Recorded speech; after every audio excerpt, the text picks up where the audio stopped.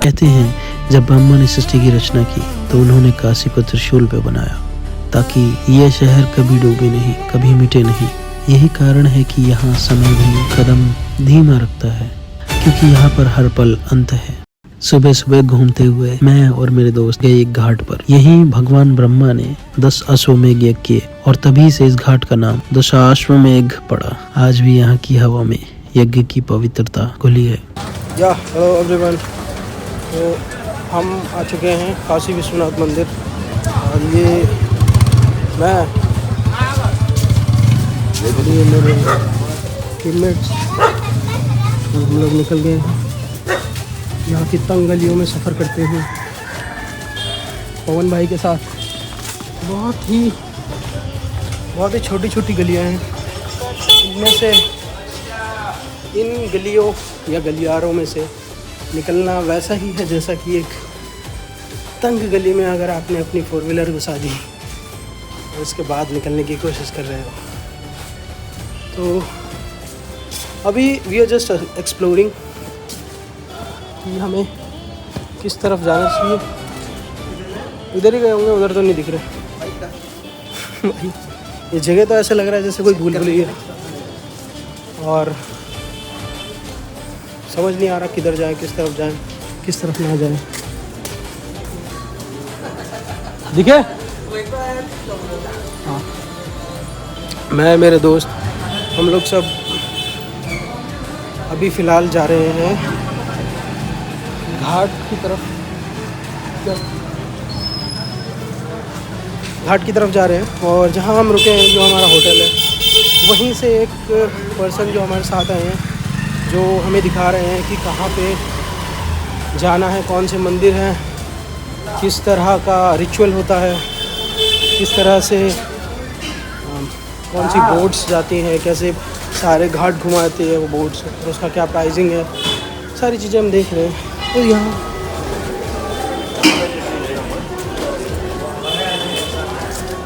इधर पवन ये भगवान इधर केदारनाथ घाट है। ये एक बहुत ही तंग गली है, बहुत अंधेरा हो रखा है क्योंकि अभी सुबह के 7 बजे हुए हैं।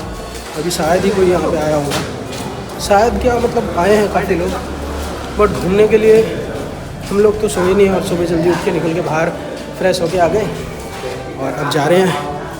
थोड़ा काफ़ी अच्छा व्यू आ रहा है यहाँ से।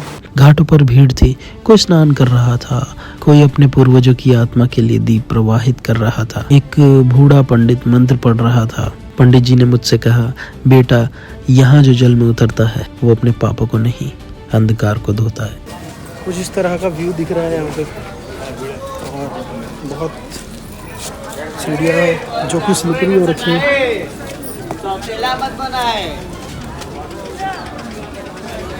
आ जाओ।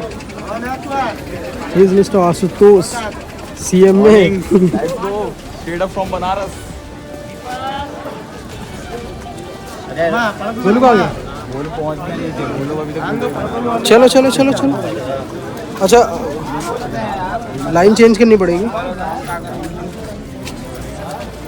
अच्छा रेलिंग लगी है इधर। बोलो कुछ बातचीत तो कर रहा है। From Banaras, let's go. ये दोस्त क्या वापस ला देगा। कितना है उसका पैसा? बोर्ड में आएंगे दिन का 350, छोटे घाट कवर कराएगा 351%।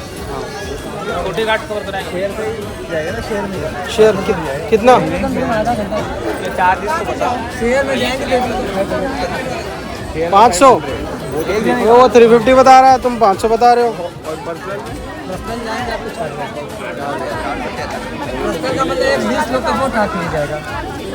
गंगा का जल मेरे पैरों को छू रहा था और उस क्षण ऐसा लग रहा था जैसे किसी माँ ने अपने बच्चे को हल्के से गले लगा लिया हो।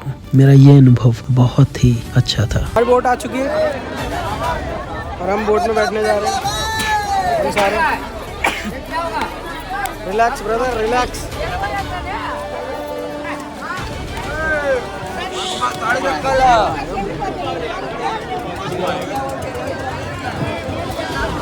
गीली है भाई, गीली है। तब काम आएगी जब भीगेगी। जब अरे डूबने का काम आएगी। अच्छा अंदर है, मतलब बारिश हो जाती है। माना सकते। मुझे ऐसा लग रहा था कि मैं पहली बार बनारस नहीं आया हूँ, मैं बनारस का ही हूँ और बहुत दिनों बाद बनारस लौटा हूँ। बोट तो काफ़ी बड़ी है। सब जगह के होते हैं भाई, ऐसा जरूरी नहीं है। साउथ के ज़्यादा है नहीं, बहुत ज़्यादा। ये जो घाट है ना, ये भाई ये साउथ का ही है कोई, देखो उसमें साउथ में लिखा हुआ नहीं दिख रहा, देख ना केशवर मंदिर कुछ ऐसा। और वो देख, वो जो मूर्तियाँ हैं वो साउथ में ही ऐसी बनती है ना। हो सकता है। अभी कुछ बंधाई चल रही है, रस्सी की बांध रहे हैं लोग। भीड़ में भी एक अजीब सी शांति थी, हर व्यक्ति जैसे अपने भीतर के शिव से मिलने आया हो। तो अभी हमारी बोट रुकी हुई है, तो स्टार्ट होती है फिर देखते हैं। हमारी बोट चल गई है। मुझे ऐसा लग रहा था कि मैं पहली बार बनारस नहीं आया हूँ, मैं बनारस का ही हूँ और बहुत दिनों बाद बनारस लौटा हूँ। और अभी हम पहुंच गए हैं मणिकर्णिका घाट।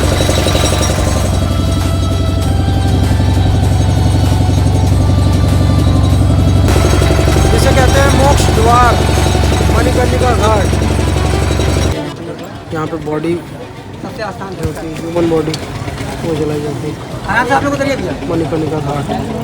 आराम से आप लोग। इसके बाद मैं निकल गया काशी की गलियों में, जहाँ दीवारें समय से बात करती हैं और हर मोड़ पर इतिहास झांकता है। ये गलियां शकरी हैं, पर इनमें समाई कहानियां असीम हैं। कभी ये रास्ते बुद्ध के कदमों से गुजरे, कभी तुलसीदास यही बैठकर रामचरितमानस के दोहे लिखे थे। हर कोना ऐसा लगता है मानो किसी ऋषि का मौन तब अभी भी वहीं गूंज रहा हो। चाय की दुकानों से उभरती भाप, फूलों की दुकानों से आती सुगंध और दूर मंदिर से आती घंटियों की आवाज, तीनों मिलकर एक अलौकिक संगीत रच रहे हैं। यहाँ जीवन भी कविता है और मृत्यु भी शांति का श्लोक। काशी विश्वनाथ जहाँ शिव विराजते हैं, कहते हैं ये पृथ्वी पर मोक्ष का द्वार है। भीड़ थी, भक्ति थी, पर उस भीड़ में भी एक अजीब सी शांति थी। हर व्यक्ति जैसे अपने भीतर के शिव से मिलने आया हो। जब मैंने मंदिर की घंटियों की आवाज सुनी तो ऐसा लगा जैसे ब्रह्मांड का हृदय धड़क रहा हो। घंटियों की हर गूंज कह रही थी, संसार का अंत नहीं, आरंभ यही है। हमें लगभग चलते चलते आधा घंटा हो गया है, पर अभी तक हम पहुंच नहीं पाए काल भैरव के मंदिर तक, क्योंकि यार बहुत छोटी गलियाँ, तंग गलियाँ, घुमावदार गलियाँ हैं। जो पता नहीं, वो देखिए बंदर क्या कर रहा है। बंदर पूरा पेड़ हिला देता है। मतलब बहुत पीसफुल जगह है, पर बहुत क्राउडेड है, क्योंकि मंदिर है और हर एक व्यक्ति दर्शन के लिए आया है। बहुत सारी चीज़ें हैं, बहुत सारी छोटी छोटी दुकानें हैं जिन पे बहुत अच्छे अच्छे पकवान, मलाइयो, दूध, चाय, सब्जियां, उसके अलावा लस्सी, पकौड़े, समोसे, ये सब मिल रहा है। तो जाने की जगह थोड़ी कम है और इसी में कोई ना कोई व्हीकल, जैसे बाइक भी जा रही है, आप देखिए ऐसे ही बहुत सी गाड़ियाँ जा रही हैं। तो प्रॉब्लम तो हो रही है और अच्छा भी लग रहा है। दवाई में कुछ है, कुछ नई चीज़ें अगर आप देखो तो थोड़ा अच्छा महसूस होता है, पर साथ ही साथ ऐसा भी लगता है कि क्योंकि यहाँ का जो मौसम है वो अभी भी ऐसा लग रहा है जैसे मॉइस्चर है, नमी है।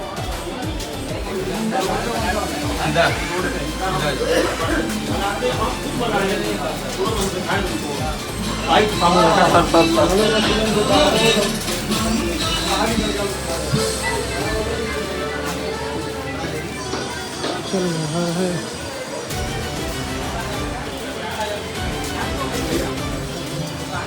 अभी हम पहुंच गए हैं ऑलमोस्ट, शायद यही है। गोलू को अच्छे से पता होगा इसके बारे में, क्योंकि वो पहले भी आ रखा है एक बार। तो मंदिर के दर्शन तो हो गए, बहुत अच्छे दर्शन हुए। कुछ ऐसे दिख रहे थे,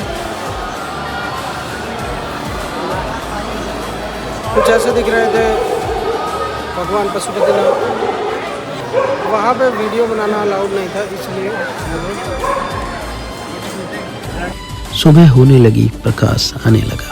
आकाश पर सुनहरी लकीर खिंच रही थी। गंगा आरती शुरू हुई। घंटियों की ध्वनि, शंख की गूंज और पुजारियों की लयबुद्ध चाल सब मिलकर ऐसा दृश्य रचते हैं जो शब्दों से नहीं, भावों से समझ आता है। हर दीपक जब जलता है तो लगता है मानो किसी की दुआ हवा में घुल गई हो, और जब वह दिया गंगा में बहता है तो लगता है जैसे आशा की लौ अंत की ओर बढ़ गई हो। भोर हो गई, घाट अब शांत न, पर गंगा अब भी बह रही थी, मंद, स्थिर और गूढ़। उसकी लहरें जैसे कह रही थी, मनुष्य चला जाता है पर जीवन बहता रहता है। अपने होटल जाकर रेस्ट करने के बाद अब हम लोग निकल गए हैं।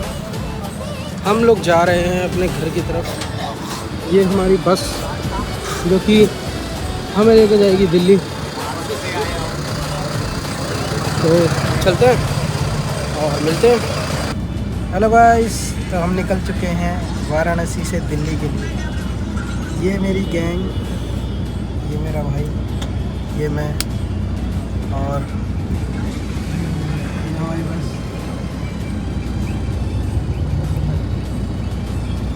प्राइवेट बस है ना, तो खाली रहती है। सिर्फ 4 लोगों के लिए बुक कराई गई है। जस्ट किडिंग गाइस, अभी लोग आए नहीं हैं।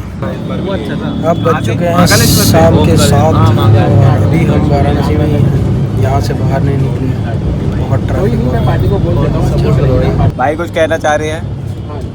भाई कुछ कहना चाह रहे हैं, भाई की बात सुन लेते क्या कह रहे हैं। दिखाता था ड्यूटी पे भाई, वहाँ पे रेडिसन में कुछ नहीं कर सकता। सुबह सुबह आते ही पौवा ले लेगा एक। रेडिसन वाले डिफेमेशन केस डाल देंगे ये वीडियो देखने के बाद तेरे पे। मैं तो चलेगा भाई अगर वायरल हो गई ना ये वीडियो तो देख लियो, कोई दिक्कत नहीं, दिक्कत हो जाएगी। लेंगे इसी बहाने। रोड ट्रिप आ जाएगी। केक नहीं बना पाएगा फिर तो रेडिसन में जाके दोबारा। ब्रेड बना लेंगे, चूतिया बना देंगे किसी को, बना लेंगे कुछ तो। तो भाई मुझे आधा फेम चाहिए भाई, निकल गए हैं, आधा क्रेडिट होना चाहिए मेरा। घर जा रहे हैं, सुबह तक शायद पहुँच जाए। तो गाइस हम लोग पहुँच चुके हैं कश्मीरी गेट, वापस आ गए हैं। अब जा रहे हैं सीधा फरीदाबाद। तो हम लोग आ चुके हैं मेट्रो स्टेशन पे और कश्मीरी गेट वाली मेट्रो ले रहे हैं। मेट्रो जो कि अभी दूर खड़ी हुई है, आएगी थोड़ी देर बाद। मेरी गैंग यहीं खड़ी है, बैठे हो रहे रखे हुए हैं, और बस थोड़ी ही देर में हमारी मेट्रो आ जाएगी और 1 से 1.5 घंटे में हम लोग घर पहुँच जाएंगे और एक मस्त सी सुकून वाली नींद लेंगे। पहुँच चुके हैं टाटा चौक। वाराणसी सिर्फ एक शहर नहीं, यह वो श्लोक है जो हर युग में दोहराया जाता है। यहाँ मृत्यु अंत नहीं, एक नई यात्रा की शुरुआत है। मैं कैमरा बंद करता हूँ पर वाराणसी मेरे भीतर अब भी चल रही है। हर घंटी की गूंज, हर दीप की लौ और हर चेहरे पे दिखती वो अनकही आस्था। कभी कभी सोचता हूँ शायद हम सब अपने अपने काशी की खोज में, वो स्थान जहाँ आत्मा शांत हो जाए और समय ठहर कर मुस्कुरा दे। मेरा नाम सुमित है और ये थी मेरी यात्रा वाराणसी की, जहाँ हर श्वास में इतिहास है और हर मौन में मोक्ष। तो मिलते हैं अब किसी नई वीडियो में, किसी नए शहर में। तब तक के लिए बाय।